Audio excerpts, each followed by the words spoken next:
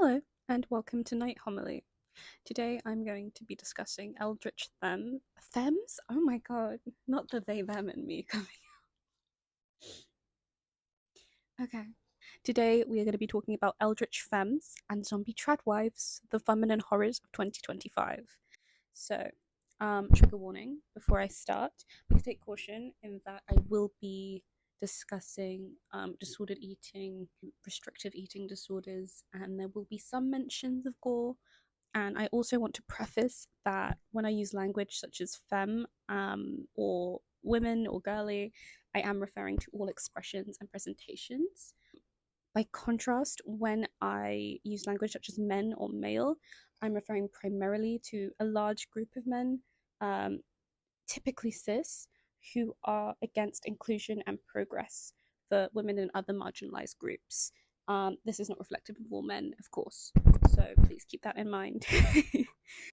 Lastly, my last little preface is please don't take my use of the word conservatism as something synonymous with fascism. I do talk about these two in tandem because they can connect. One can be a root to the other, and vice versa. And they can be reflective of similar ideas, but they are different. They're both their own ideologies, and conservatism is not always as extreme in its philosophies. So, just wanted to make that clear before I started. Apologies for the slight lighting and positional change, as being blinded by the ring light, so I had to address that.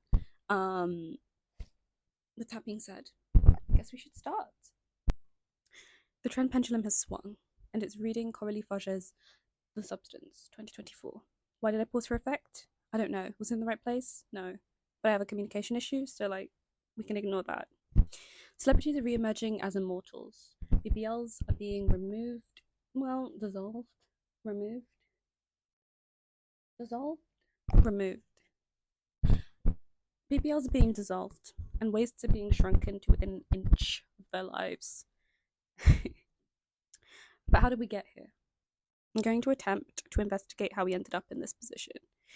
Exploring the transition from 2023 to present, we'll be deep diving into an off-balance, broken point shoe world of online projections of femininity. Touching on these expressions might shift into 2025 and how this affects mostly Gen Z. I will look at millennials. Obviously, they have a huge part to play in this, but I'm Gen Z, so I'm going to mostly, given that this is an opinion piece, be talking about what I know. So yes. Also, I know generational categories aren't particularly useful, and are largely dependent on cultural and socio-political contexts, but I can't really think of another way of describing this shift between um, decades. No, not decades, because that's not how generations work, but between the generations without using them. So, as arbitrary as they are, I'm going to continue using them for the sake of this video, and I might change how I feel about that later on, but for now, we're going with it. So, to start, this could just be me falling into the trappings of my own algorithm, but I have in recent times, but I have in recent months seen a steady increase in the rise of what I like to call the Eldritch Femme, which I don't really have how I came up with that. It's probably been those words have been uttered from the lips of someone, but it's the first time I've heard it, so I'm going to claim it. Yes, so the Eldritch Femme.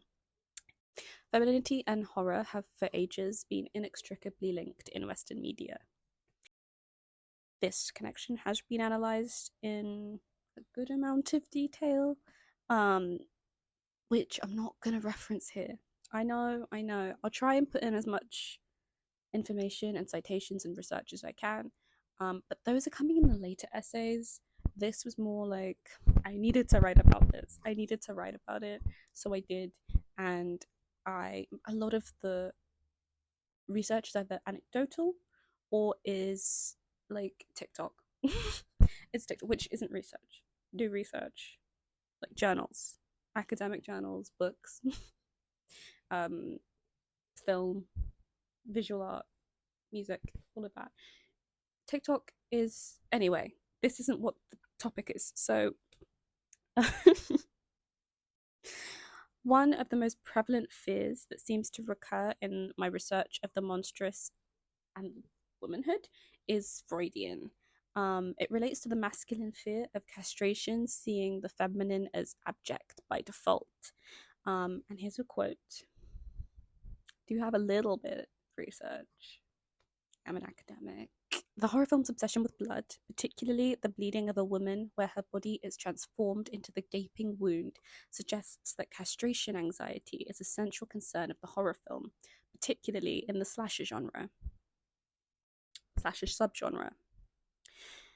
Women's bodies slashed and mutilated to signify not only her own castrated state, but also the possibility of castration for the male. In the guise of a madman, he enacts on her body the one act he fears for himself, transforming her entire body into a bleeding wound. Brackets, Weinstock 2020, close bracket. What could be scarier than a femme? Am I holding this right? Probably not. There we go. What could be scarier than a femme? To older generations of men, the answer might be Gen Z femme. And this isn't because of the implications of age gap dating. The Gen Z age range is usually between the ages of 12 and 27. This is a rough estimate. I think that's right. I could be wrong. But this means that the youngest of the generation are currently experiencing puberty, and the rest of us are reminiscing on our own youth. So older Gen Z is in its second puberty. We are actively navigating new phases of adulthood, and given the socioeconomic climate, we are, and have been for years, to be equal parts cynical and hyperbolic, kind of doomed. It's actually really scary. We can't find affordable housing. A lot of humanity degrees are effectively useless in terms of finding work, unless you're lucky, of course. Our rights are perpetually under threat, and capitalism is sucking the life out of everything. And the planet's like literally dying, so there is also that. What is an appropriate next step, you might ask? To which I propose mass baby gullification to pass the time. 2023. We're going to sum it up. To start, let's take a look into what Femmes were doing in 2023 online.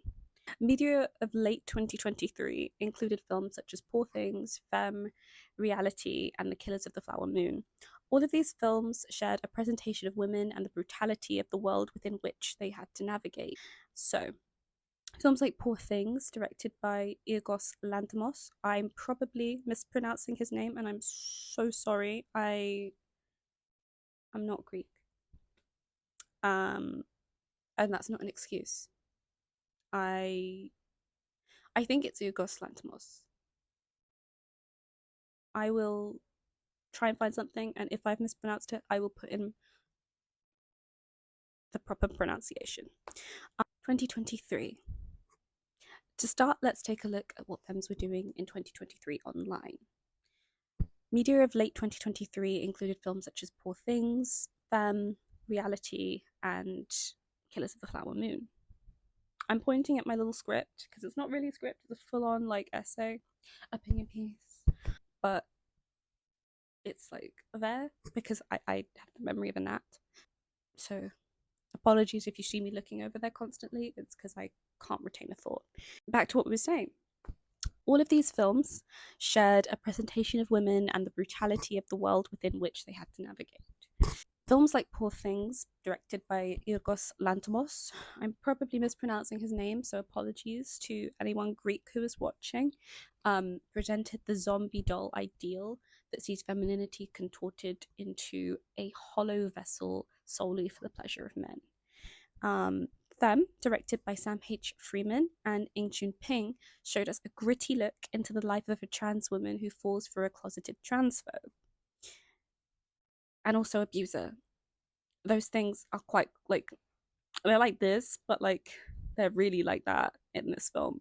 But she also becomes a kind of doll in the process, where she has to mutate herself into something she isn't to gain her love, and to gain love and interest from the person she loves.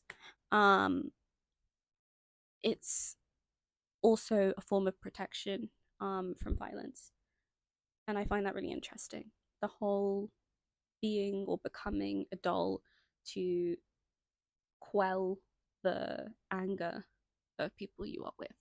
You become this quiet, still, pretty thing with no thoughts or feelings, solely for the pleasure of the person you are trying to keep.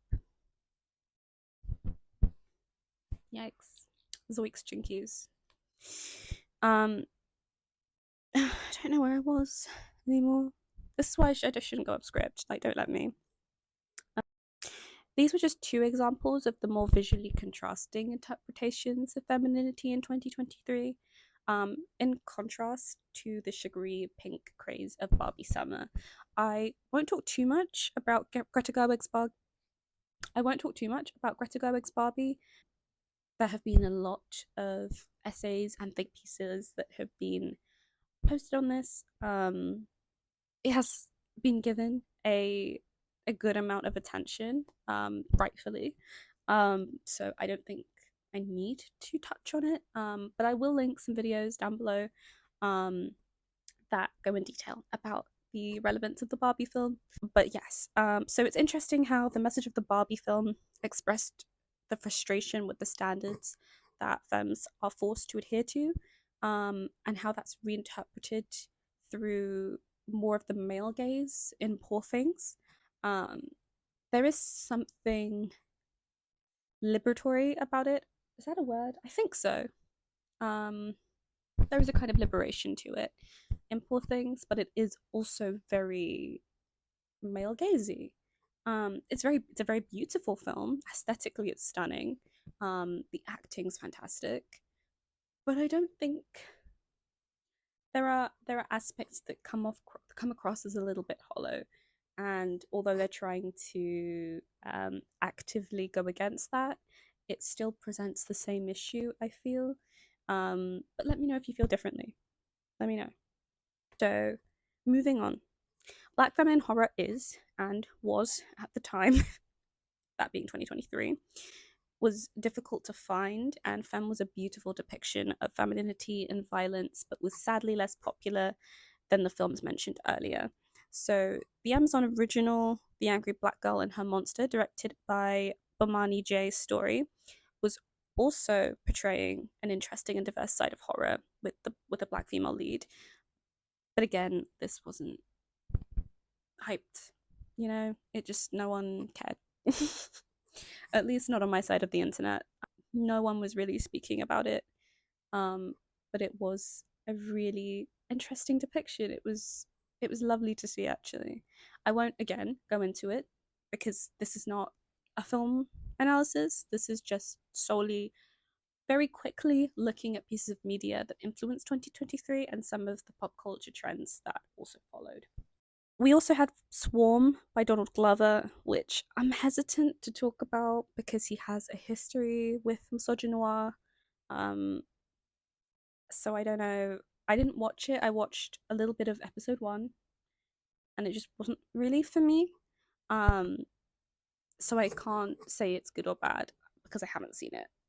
But with his history, I was uncertain whether to include it in this think piece. Let me know if you have seen it and what you thought about it.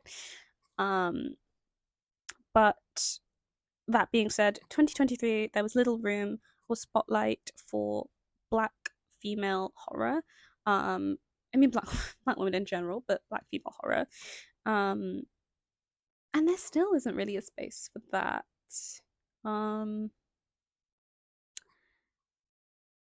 But anyway, it's a shame because the daily horrors which femmes of color endure on the daily There was in 2023 little room for the daily horrors which femmes of colour endure in equal and oftentimes exaggerated measures.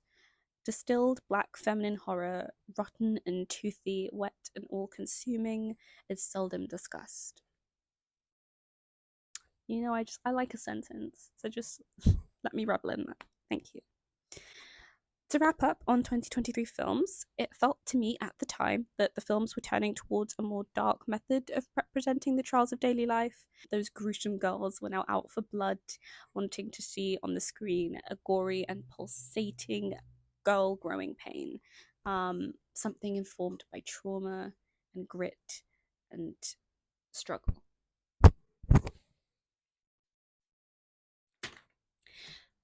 In comparison, oh, sorry, okay, there was more. Whoops.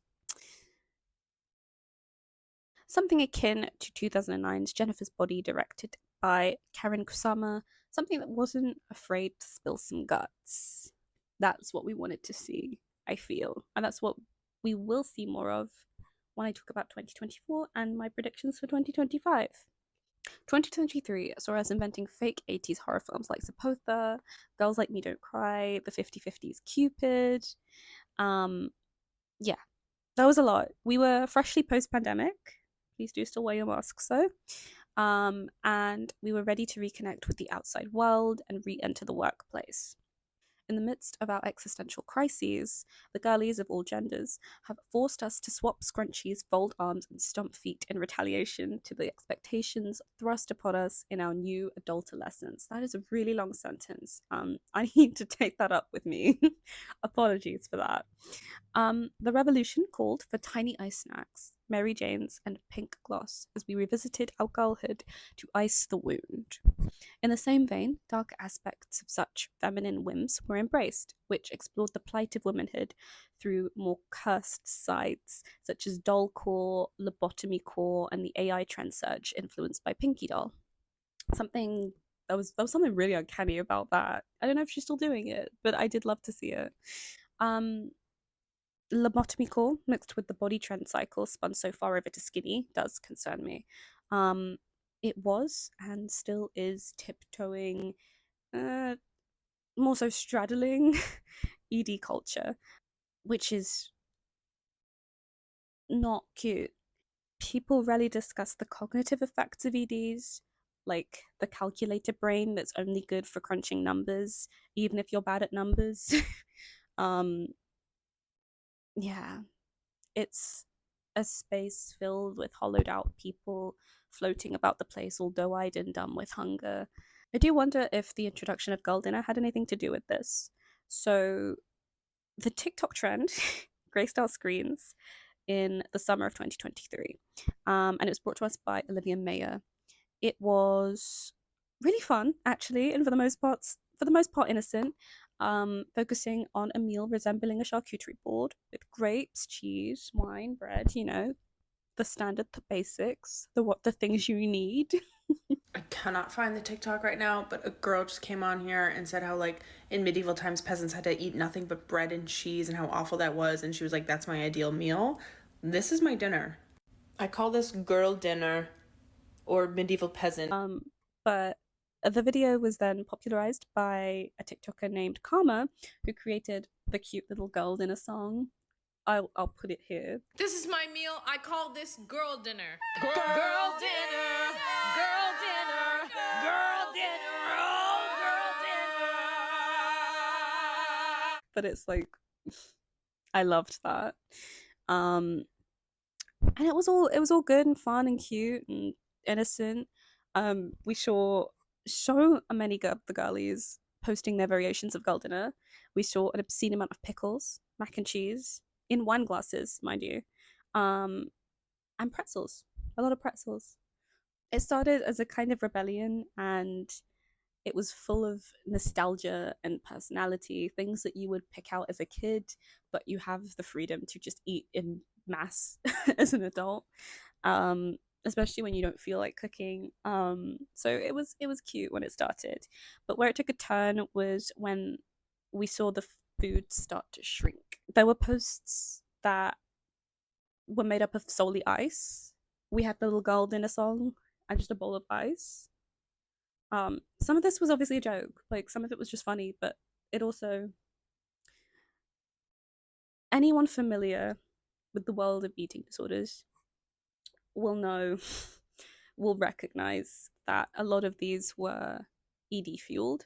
Um, it wasn't it wasn't great. There was a lot of very, very tiny meals um, that weren't really a dinner at all, which, they could have prefaced in their little caption that it was, you know, a snack or lunch or something, but it wasn't. It was girl dinner. Anyone who knows that, 2 almonds, a square of chocolate, and some popcorn is damaging in the wrong hands. Popularizing snack foods as a substitute for dinner is harmful, and we'll leave it at that.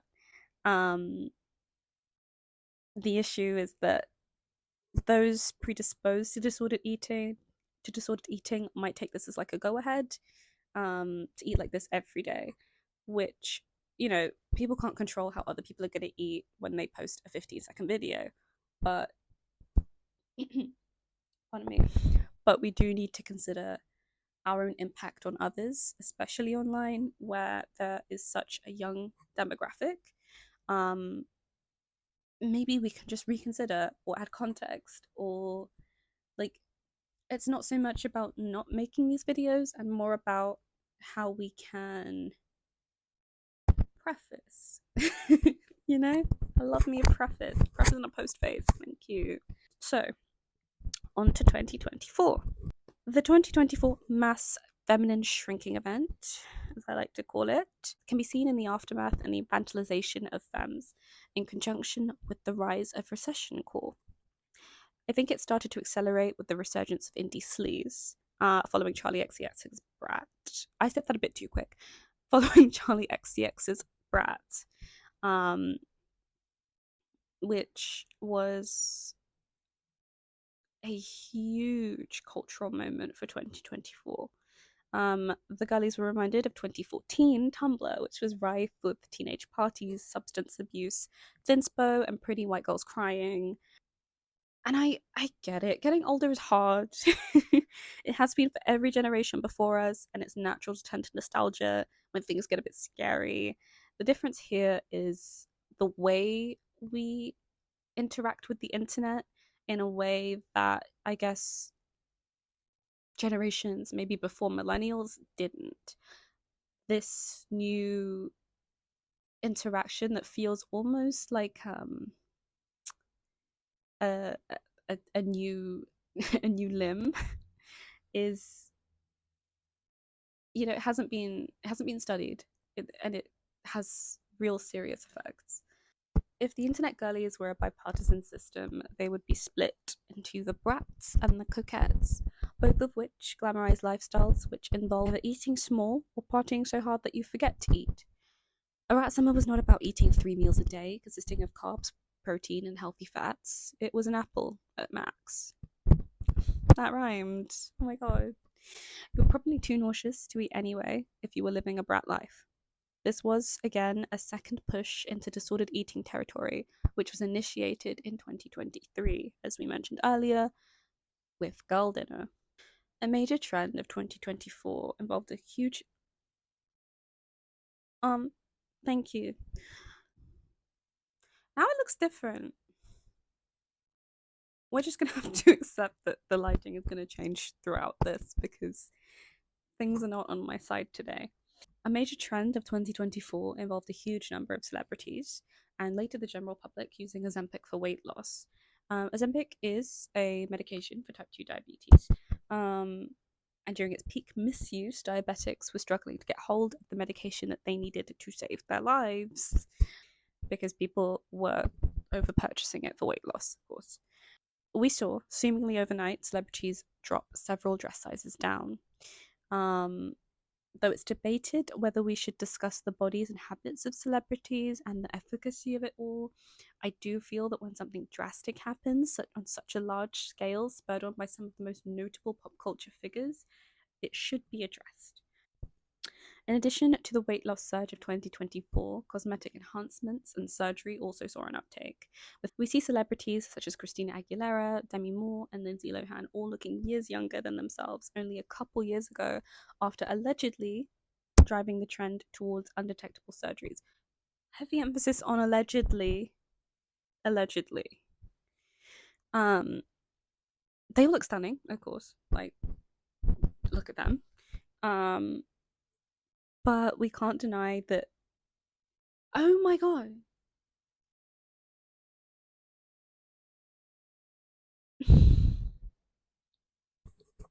Okay. I still got quite a bit to get through, so I'm hoping that it stays. I don't know where I was.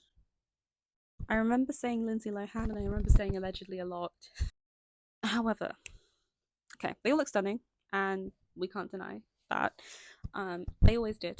However, this new beauty standard rooted in ageism and misogyny will likely be further popularized in 2025. I don't think we should judge. Sorry, I don't know why I'm out of breath. Talking is really hard for me. I don't speak very often.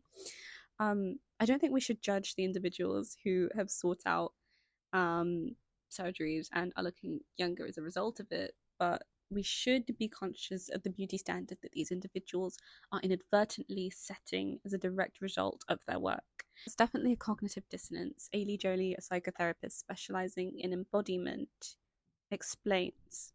On top of this, there is the added complexity of the current state of choice feminism and the way in which cosmetic work is positioned as an empowering and autonomous decision, unrelated to the fact that there are very real rewards for adhering to the prescriptive beauty ideals. A woman's perceived value online diminishes as she ages, Atlanta tells me, referencing a report that discovered. Oh my goodness, sorry, I'm reading this myself, so I'm like, ooh.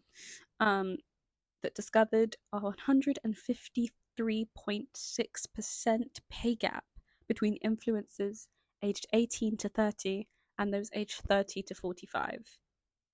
Bidsworth 2024. That's crazy. I'm sorry, I actually like I put this quotation in, like I wrote this, but like I forget, as I said. So wow, that's a big old gap. This approach, on such a large scale within the celebrity sphere, no doubt has to do with accounting for the misogynistic and ableist ideals, oh, and ageist, of course, that see mainly women age out of roles quicker than men. With all these enhancements, women can work for longer. They're dolls, after all. Beautiful Frankensteins or vampires of their own making. With the future of women's rights set to change in anticipation of the 2024 US election, it felt as if celebrity femmes were priming themselves for the inevitable conservative outcome that will change the landscape in the following years. With the rise in conservatism, I can say the word. With a rise in conservatism, we see feminine presentation and expressions becoming narrower as they're dictated by men. Bodies get smaller, hair gets blonder, and femmes are quieter, in line with the ideal all-American girl. Note that the term girl and not woman is used, which is uncomfy, to say the least. Through 2024, we've seen a steady increase in the tradwife, and with America's electoral outcome, it's only set to grow. Creators like Nara Smith, Ballerina what now? Creators like Nara Smith, Ballerina Farms, and Cooking with Kaya have amassed huge audiences. All of these creators play a huge role in disseminating a view of femininity that aligns heavily with conservatism and has an emphasis on service. I want to note that I see nothing wrong with femmes expressing themselves in this way, being homemakers, submissive, or docile. I just see an issue when this expression is forced onto individuals, and when it is constitutionally mandated, I guess you could say. That's when it becomes an issue, when rights and healthcare are limited or outright stripped in line with the dominant ideology. These presentations are stiff and rigid examples of how the West expects women to exist as household zombies that do nothing other than what they are ordered to do without objection. It feels like we're being purposefully influenced into priming ourselves skinny. Although we're still talking about 2024, I think this falls into both 2024 and now, currently 2025. I think that this serves two functions. One, that if we start now, we feel in control of our bodies. Like, if we do this of our own volition, with absolutely no external factors playing a part in our decision to do so, other than obviously celebrity influence, we won't feel so bad when we are made to do it. Another point that I recently stumbled across on TikTok by a fantastic creator, which I will put the video in here, explained how it could also be a tactic to stop us worrying about our finances. Like, if we can't afford to eat, then we're going to lose weight. But if we actively sort out weight loss, we won't notice that it's because we can't eat, that there was no choice in that. That we believed it to be our ideal, but it wasn't the case. We literally just can't afford to do that.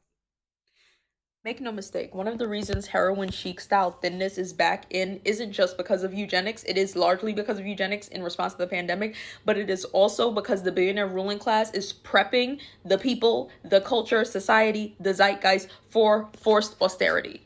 Like, they're making sure skinny is going to be back in as chic because you're going to have to be skinny when you can't afford to feed yourself. Like, fashion has the ear of the billionaire, and they see from their kind of purview how large of a wealth transfer we just had in the last 5 years, an atrocious wealth transfer to the billionaire class. They literally doubled their wealth on the backs of us, the poor, who are only getting poorer in a more and more expensive world. Part of the reason they want you to think thin is in is so that when your reflection is getting smaller in the mirror, you're not concerned about why you're not feeding yourself 3 times a day. Not because you wouldn't want to eat, but because you can't afford that much fucking food. Like, nothing tastes as good as skinny feels is gonna have a whole new meaning when the reason you are skinny is because you cannot afford to feed yourself the way that you usually would. Because your 3 meals a day, your, amino acids, your omega fats, your salmon. We all have a little salmon moment. Maybe your steak. If you're a lamb girl like me, maybe your lamb. You don't have access to that anymore. It's too expensive and you're too poor. And you can't bridge that gap. Or because of deregulation, all of that has been tainted too much in the food supply for you to trust it. So you're not consuming it. Or it's been pulled from the food supply because there's no one regulating the supply. The point is, they know that they are about to push you into a further economic depression. And people should not recognize that early. That's always their goal. They want you to not realize it's happening until it's too late. And this is one of the signs. Needing everybody to be thin again is because they will literally make you thin through poverty. You will not be able to feed yourself. They will have you damn near malnourished for profit. Like, every culture has the belief that a plump body means that you are fertile, that you are healthy, but mostly because it meant that you had access to food. They cannot divorce food from its class connotations. Maybe 20 years ago, being skinny was rich. Now, being skinny is about to be poor, but they want you to think it makes you look rich. Because if you get enough compliments at the club, at the lounge, at brunch, on the street, maybe you won't think about the fact that this is happening because you're involuntarily going hungry. Just think about it. I love that creator's opinion. I think that's so interesting. From a chronically online perspective, 2024 was the year of ditzy dough memes, which I won't lie, I loved. It was a slurry of ribbons, Sanrio characters, and decision paralysis behind "I'm just a girl" cursive fonts. Even the resurgence of Sylvanian families in the form of keychains. I own one. I love her. She's a chipmunk. Her name's Cherry Lola. Everyone say hi to Cherry Lola. The issue isn't collecting and engaging with cute things or even displaying cute traits. The problem lies with the infantilization of women that has been adopted within these patriarchal ideals, which are being perpetuated throughout the manosphere. The manosphere could be a whole new video, a whole other video. There are lots of videos out there on it, so I probably won't be making that, but who's to say I might. The uncanny, the haunted, the grotesque, the sublime, all facets of femininity which are only allowed to exist where it can be moderated or controlled.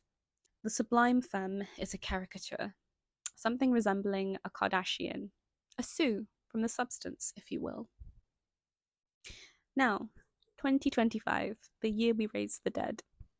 Now it's 2025, and we should all be a little more concerned with reproductive, queer, and racial rights being targeted by governments.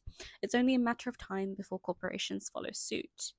Corporations, vile, hollow, and greedy, as some of them are, have helped, albeit from a place of performance, to push diversity and exposure for marginalized groups. For a lot, but not all, the decision has been a push for inclusivity, not out of the goodness of their hearts, but out of a goodness for their pockets. It's a way to market to a broader demographic and thus sell more product.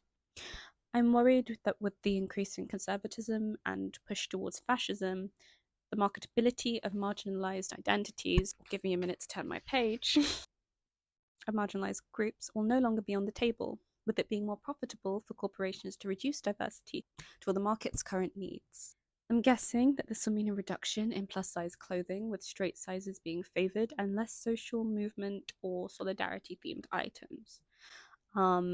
It seems we're on the cusp of resurrecting old American values and spreading them throughout the West as each nation tiptoes a little closer towards a fascist state. We are witnessing the start of a new witch hunt, a cult of mustache-clad old white men in ugly buckled shoes ready to turn and burn femmes at the stake. I don't know if we can circumvent this. I don't think we can, actually. I don't know if we can circumvent this, but if you don't want to see this happen, and I assume that that is your position if you've reached this far, please consider the following: supporting femmes of colour, protecting trans and queer femmes wherever you can. It will only get more dangerous for them as the shift continues. Lifting up other femmes, actively raising awareness for women and femmes suffering disproportionate rates of violence. So Indigenous women, I'm going to put in the acronym here for missing and murdered Indigenous women. If you're in the States, you should really, really be doing that. You should be doing that everywhere, but primarily in the States. Like, come on. Women and femmes in Congo, Sudan, Gaza, across the globe. Please support women everywhere. You can't just support one group. That's not how it works. And where you can and feel like doing so, embrace aesthetics that subvert the norm. Be clownish, ghoulish, and provocative. Be weird.